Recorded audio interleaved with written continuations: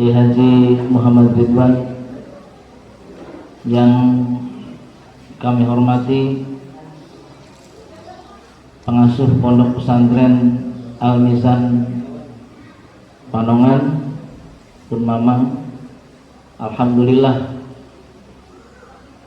anjeunna support anu maksimal kanggo kegiatan NU di ieu pasantren pidoana kasepuhan sadayana. Nembean ngawitan 3 tahunan ieu pasantren.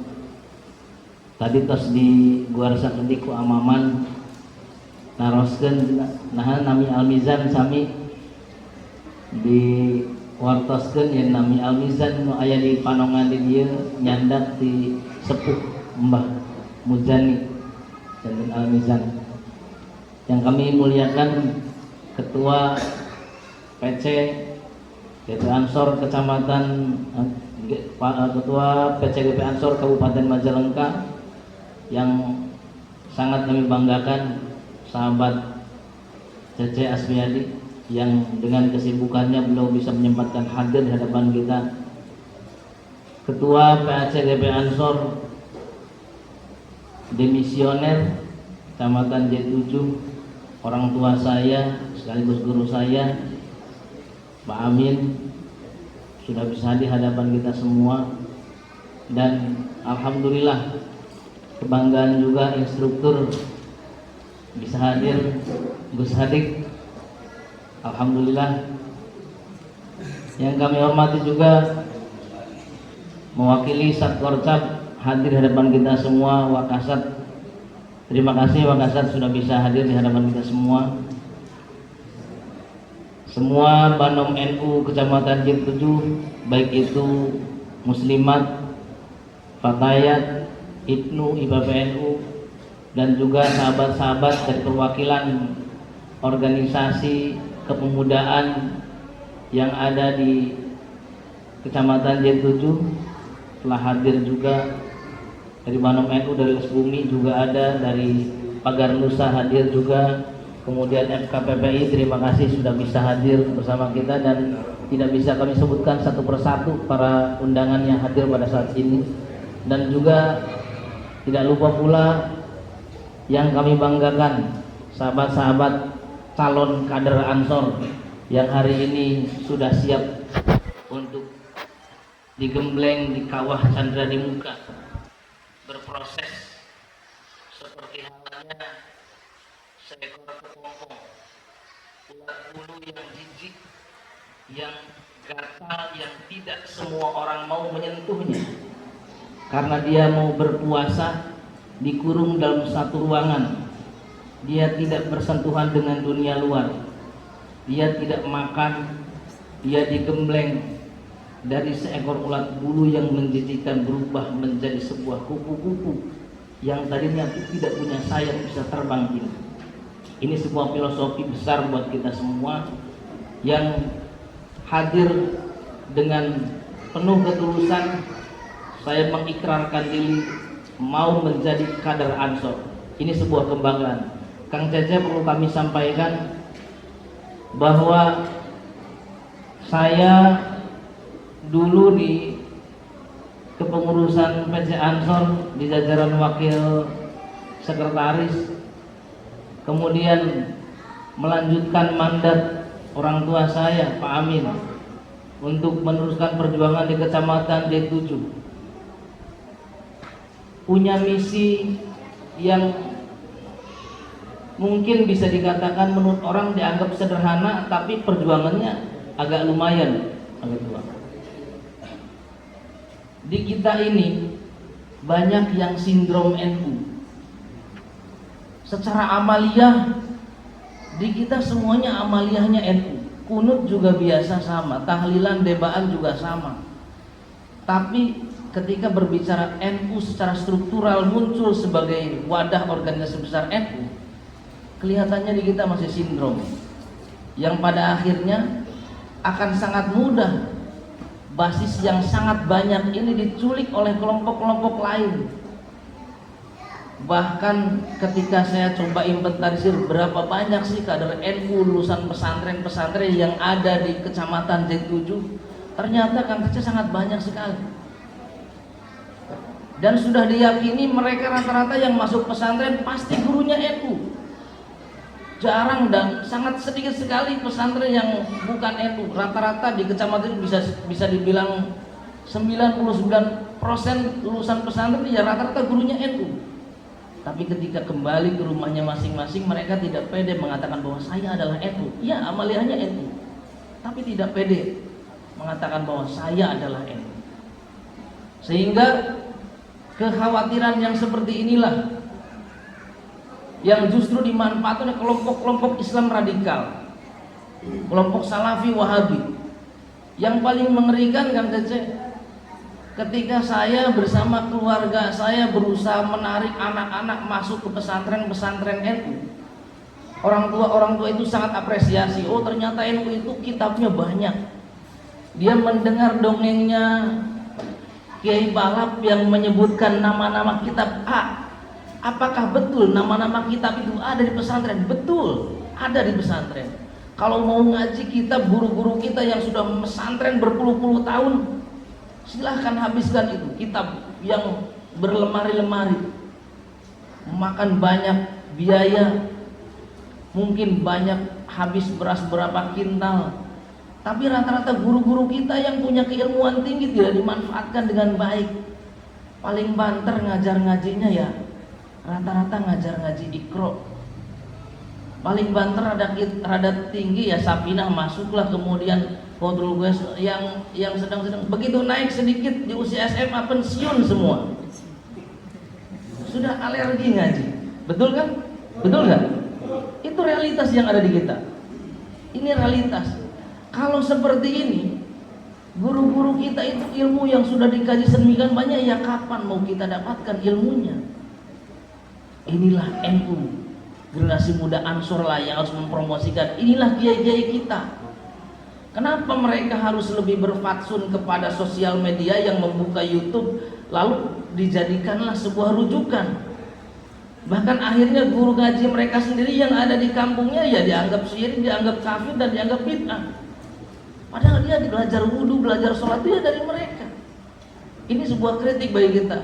Lalu kenapa harus ngurusi Ansor? Ya, Ansor adalah NU masa depan dan masa depan NU. Hari ini pengurus Ansor ke depan akan memimpin di NU. Kalau hari ini tidak berbondong-bondong mengajak sebanyak mungkin lulusan pesantren dan generasi muda NU untuk masuk Ansor, bagaimana masa depan NU ke depan? Sementara begitu kuat gerakan Wahabisme, radikalisme yang sudah menjalar masuk ke seluruh masyarakat. Sampai-sampai Pak Ketua MWC, ada salah satu keluarga masih saudara saya, kok bisa-bisa yang dulu masuk di pesantren bisa diculik masuk ke kelompok Salafi Wahabi. Itu kan sebuah otokritik yang waduh, kita udah mondok bertahun-tahun kok masih bisa seperti ini. Ketika ditanya, akhirnya apa? Mereka dengan begitu kuat modalnya, yang mau masuk kelompok mereka, mobilnya kita fasilitasi, mau berangkat ikut halakoh di mana, ayo diantar. Bahkan kesejahteraannya juga dijamin.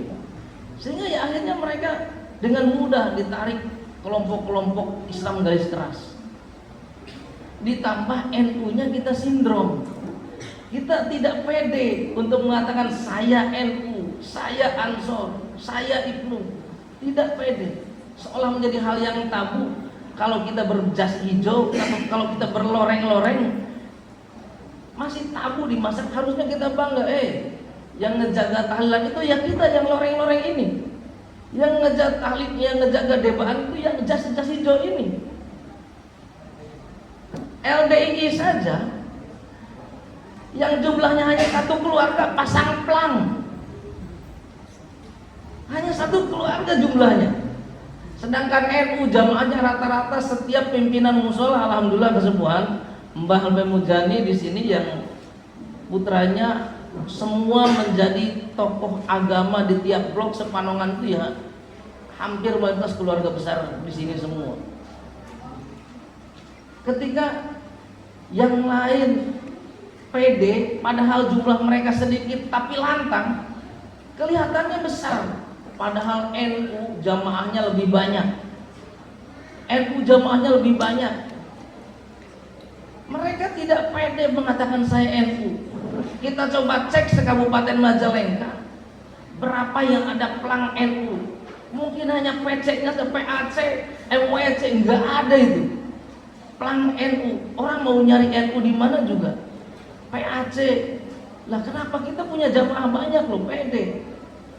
Ayo kita pede memunculkan bahwa saya Ansor, saya NU. Sekarang bukan zamannya lagi hanya sebatas berbicara saya cukup NU kultural. Yang penting amaliyahnya NU. Saya tidak usah masuklah ke struktural MWC, tidak usah masuk ke PAC Ansor. Yang begitu-begitu ini yang rawan diculik oleh kelompok-kelompok lain. Kelompok lain mengundang, yang penting acara pengajian, brandingnya mereka itu jamaah kami. Padahal aslinya mereka ya debaan, ya kunut, ya berjanji. Ketika dulu ada pertemuan khilafah terbesar di Jakarta, itu jamaah NU kita yang dibodoh-bodohi. Disediakan busnya, ayo kita berangkat, ikut saja. Ketika di sana khilafah, ya masyarakat kita nggak paham. Nah ini yang harus kita lakukan. Maka melalui kaderisasi PKD Ansor, mudah-mudahan kita melahirkan generasi-generasi penggerak untuk NU ke depan. Cita-cita saya tidak muluk-muluk Kang Cece.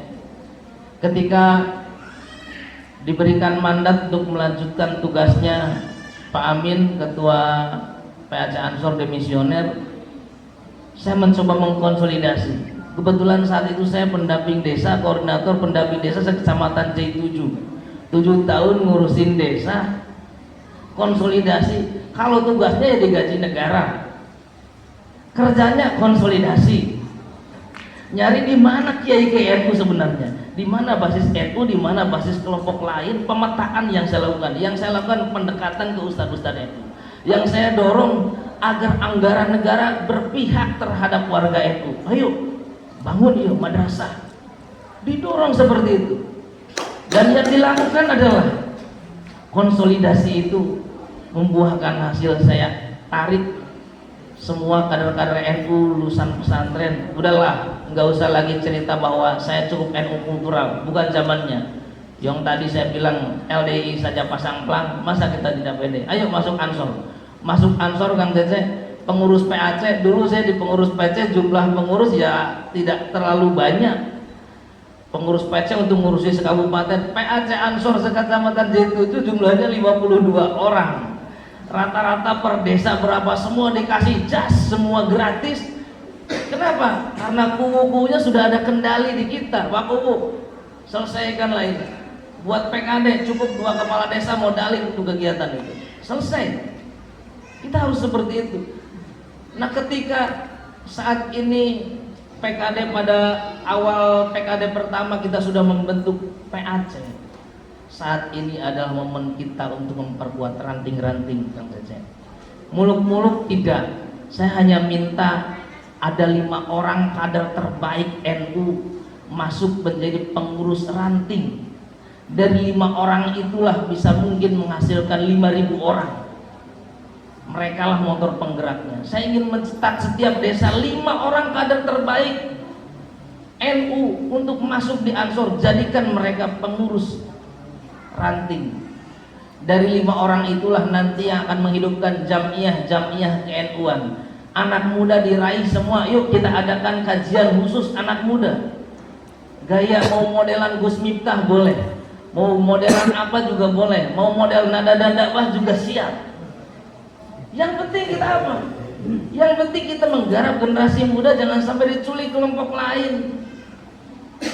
Kalau sudah terbentuk ranting-ranting di 15 desa, kita tugaskan ranting-ranting untuk merekrut banser sebanyak-banyaknya di tiap desa. Minimal 10 orang banser per desa, kali 15-nya 150 banser sekecamatan J7. Kalau sudah bisa dikondisikan, tenang. Wakasat butuh banser J7, tinggal kami kondisikan nanti. Kita kirim 150 banser dari J7.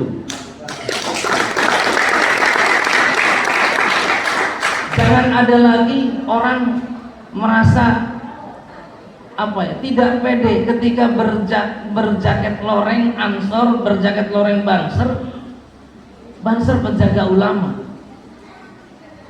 Ya ayo, bahkan saya ngomong ke kepala desa, hansip wajib diklatsar semuanya. Gitu. Ya dimodali oleh negara, untuk menjadi linmas, diisi lahir batin sama NU melalui bansernya. Itu akan lebih bermanfaat. Ngawal kiai oke, ngawal kegiatan pemerintahan siap. Inilah yang harus kita lakukan. PR kita bersama, ayo kita bahu membahu, kerjasama, disupport penuh oleh Ketua MWC. Saya sangat apresiasi. Beliau adalah guru saya, senior saya. Dari saya dulu masih di PMI, ya setiap hari saya minta buat proposalnya ke beliau ini. Ternyata sampai sekarang masih manja. Alhamdulillah. Guru saya, mentor saya, ya kalau ke beliau itu selalu ngasih motivasi kan Cece. Saya nggak pernah bisa kalau ke rumah Kang Haji Ridwan ketika minta dimotivasi nggak bisa sejam 2 jam, mesti jam 1 malam itu baru beres. Doktrinnya itu ya digembleng terus seperti itu. Ansor harus berani, Ansor harus ambil ke depan, harus seperti itu. Jadi selalu semangat. Mudah-mudahan Ketua MWC selalu diberikan kesehatan. Sahabat-sahabat, adik-adikku di rekan IPNU, IPPNU, ayo kita raih pelajar-pelajarnya, masukkan di IPPNU. Pesantren Al-Mizan terbuka di sini kalau kita nanti mengadakan Makesta. PMI mau mengadakan Mapabah, ayo. Kegiatan apapun sudah diberikan rekomendasi, mangga dihidupkan di sini, akan lebih bermanfaat dan berkah kalau dihidupkan oleh Jamiah NU. Oleh karena itu, melalui kegiatan PKD ini kami mohon doa khusus Ketua MWC juga pengasuh pesantren Al-Mizan, doakan kader-kader Ansor J7 dan kader-kader Ansor Banser se-Kabupaten Majalengka, hidup mereka supaya berkah. Saya sangat terharu ketika Abah Habib Lutfi mengatakan, dan saya meyakini Abah Habib Lutfi adalah min auliyaillah, bukan manusia sembarangan. Abah Habib Lutfi pernah berikrar. Coba sahabat-sahabat, yang diikrarkan Abah Habib Lutfi apa? Ya Allah, andai kata aku ditakdirkan akan masuk surga, itu ikrarnya Abah Habib Lutfi, aku akan persilahkan dulu, tidak akan masuk sebelum semua Banser masuk surga. Subhanallah. Itu doanya Abah Habib Lutfi. Abah kalau ditakdirkan mau masuk surga, tidak mau, saya minta Banser dulu yang masuk surga semua. Dan yang paling menjadikan motivasi bagi kita semua, doanya Mbah Hasim. Barang siapa yang mau ngurus NU, maka aku anggap dia santriku. Kita tidak pernah hidup di zaman Mbah Hasim. Kita tidak bisa berguru secara langsung kepada Mbah Hasim. Ya dengan khidmah di NU lah, insya Allah akan aku menjadi santrinya Mbah Hasim. Mbah Hasim mengatakan, barang siapa menjadi santriku, aku doakan husnul khotimah bersama anak cucunya. Saya sempat berpikir Kang Cece, nah Mbah Hasim teh ngadoakeun teh saha nu ngurus NU sing beunghar, saha nu ngurus NU pangkatna sing luhur, saha nu ngurus NU sing punya kelebihan banyak, punya keistimewaan. Tapi kenapa Mbah Hasim mendoakannya? Saya doakan husnul khotimah bersama anak cucunya. Ternyata setelah didalami, betul keberhasilan seseorang itu diukur di akhir hayatnya.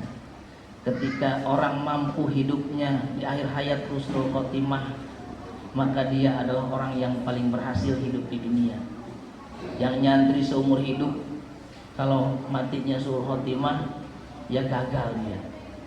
Yang paling mujur dulunya tukang maksiat, masuk Banser jadi insaf, gak kerek sholat, maut, masuk surga. Itu loh, dosa sudah banyak, begitu tobat, meninggal karena husnul khotimah, masuk surga.